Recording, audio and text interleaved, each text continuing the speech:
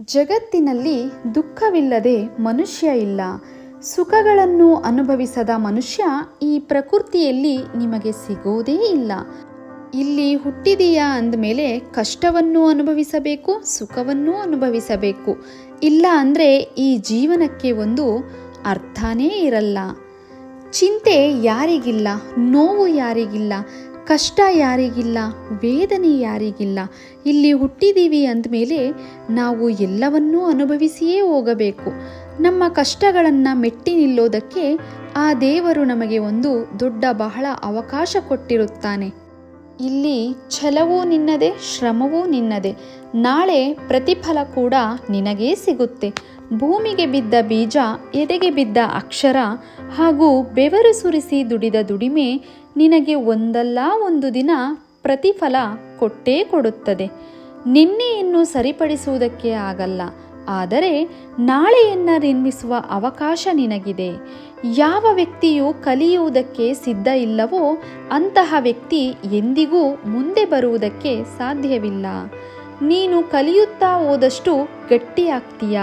ಆ ಗಟ್ಟಿತನವೇ ನೀನು ಜೀವನದಲ್ಲಿ ಗೆಲ್ಲುವುದಕ್ಕೆ ಗಟ್ಟಿ ಭದ್ರ ಬುನಾದಿ ಹಾಕಿ ಕೊಡುತ್ತದೆ. ನಿನ್ನ ರಹಸ್ಯವನ್ನು ನೀನು ಯಾರಿಗೂ ಹೇಳಬೇಡ, ಅದೇ ನಿನಗೆ ಮುಳುವಾಗುತ್ತೆ. ಹುಟ್ಟು ನಮ್ಮದಲ್ಲ, ಸಾವು ನಮ್ಮದಲ್ಲ, ಭೂಮಿ ನಮ್ಮದಲ್ಲ, ಈ ಪ್ರಕೃತಿ ಕೂಡ ನಮ್ಮದಲ್ಲ. ಆದರೆ ನಮ್ಮದು ಅಂತ ನಮ್ಮ ಜೊತೆ ಇರೋದು ನಾವು ಸಂಪಾದಿಸುವ ಗುಣ, ನಡವಳಿಕೆ ಮತ್ತು ನಮ್ಮ ವ್ಯಕ್ತಿತ್ವ ಮಾತ್ರ. ಎಲ್ಲ ಚಿಂತೆಗಳನ್ನು ನೀನು ನಿನ್ನ ತಲೆಯಿಂದ ತೆಗೆದು ಹಾಕಿಬಿಡು. ನಿನ್ನ ಗುರಿಯತ್ತ ನೀನು ಸಾಗು. ಜೀವನದಲ್ಲಿ ನೀನು ಯಾರಿಗೂ ನಿನ್ನನ್ನು ಮೆಚ್ಚಿಸುವುದಕ್ಕೆ ಪ್ರಯತ್ನ ಪಡಬೇಡ. ಒಳ್ಳೆಯತನದಿಂದ ಬದುಕುವುದಕ್ಕೆ ಪ್ರಯತ್ನ ಪಡು.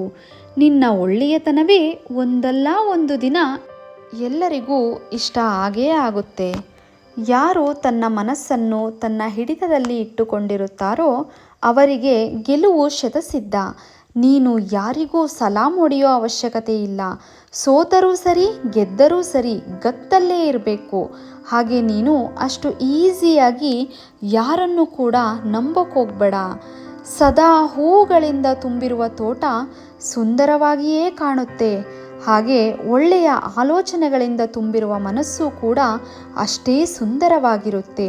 ಯೋಚನೆ ಮಾಡಬೇಡ, ನಿನ್ನ ಒಳ್ಳೆಯ ದಿನಗಳು ಬಂದಾಗಿವೆ. ಅವುಗಳನ್ನು ಅನುಭವಿಸಬೇಕಾಗಿರುವುದು ನೀನು. ಉರಿಯುವ ಬೆಂಕಿನೇ ಹೆಚ್ಚು ಹೊತ್ತು ಇರಲ್ಲ ಅಂದಮೇಲೆ ಇನ್ನು ಉರ್ಕೊಳ್ಳೋ ಜನ ಹೆಚ್ಚು ದಿನ ಇರ್ತಾರಾ? ನೀನು ಯಾವುದಕ್ಕೂ ತಲೆ ಕೆಡಿಸ್ಕೋಬೇಡ.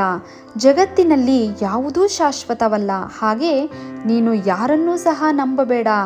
ಯಾಕೆಂದರೆ ನಿನ್ನ ಸಾಧನೆಯನ್ನು ತಡ್ಕೊಳ್ಳೋಕ್ಕಾಗದೇ ಇರೋರು ಇನ್ನು ನಿನ್ನ ಸಹಾಯಕ್ಕಾಗ್ತಾರ? ಯಾವತ್ತೂ ಕೂಡ ಸಾಧ್ಯ ಆಗಲ್ಲ. ಎಲ್ಲರೂ ನಿನ್ನ ಬೆನ್ನ ಹಿಂದೆ ಚೂರಿ ಹಾಕೋರೆ.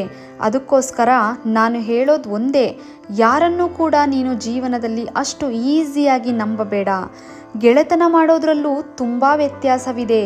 ಯಾಕಂದರೆ ಉಪ್ಪು ಮತ್ತು ಸಕ್ಕರೆ ನೋಡೋದಕ್ಕೆ ಒಂದೇ ಥರ ಇರುತ್ತೆ, ಆದರೆ ಉಪ್ಪು ಮತ್ತು ಸಕ್ಕರೆಗೆ ತುಂಬಾ ವ್ಯತ್ಯಾಸವಿದೆ.